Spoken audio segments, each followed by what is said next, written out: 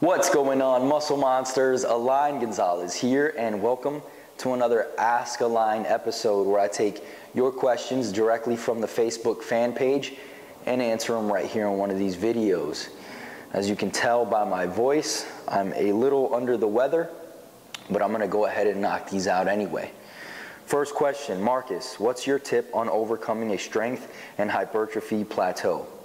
All right, because this really depends on the individual and what they're doing that's causing the plateau, I'll just give you some ideas of things that could be the problem or things that you can adjust to continue to progress, right? So first and foremost is your nutrition. Nutrition plays a huge role in performance, and then performance plays a huge role in whether or not we build muscle, right? So make sure your nutrition is constant and in order. All right, another thing it could be is your programming.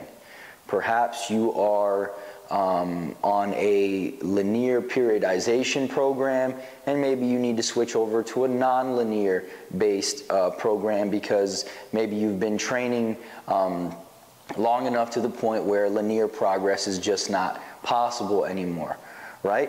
Perhaps you might just need a deload, right? Maybe a week where you either decrease the volume, keep the intensity, or decrease the intensity, keep the volume, or decrease both slightly, right? Allow your central nervous system to recover, come back stronger, and keep making gains. Or you might just need to reset. It really all depends. Next question comes from Shannon. Do you cycle on and off your fat burner? I don't know if you're asking me directly, but I don't take fat burners, never taken a fat burner, probably never will take a fat burner. Now, if you are adamant about taking one, then yes, I would definitely cycle off of it and have periods, very small periods where you're actually taking it. Remember, a lot of the time, fat burners are just stimulants, right? So you don't want to become reliant on the stimulant. If you take it for too long, then you will.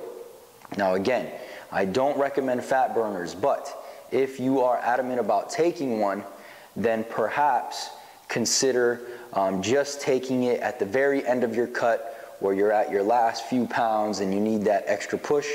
And that's pretty much it for that, all right? So yes, you don't want to stay on them for sure.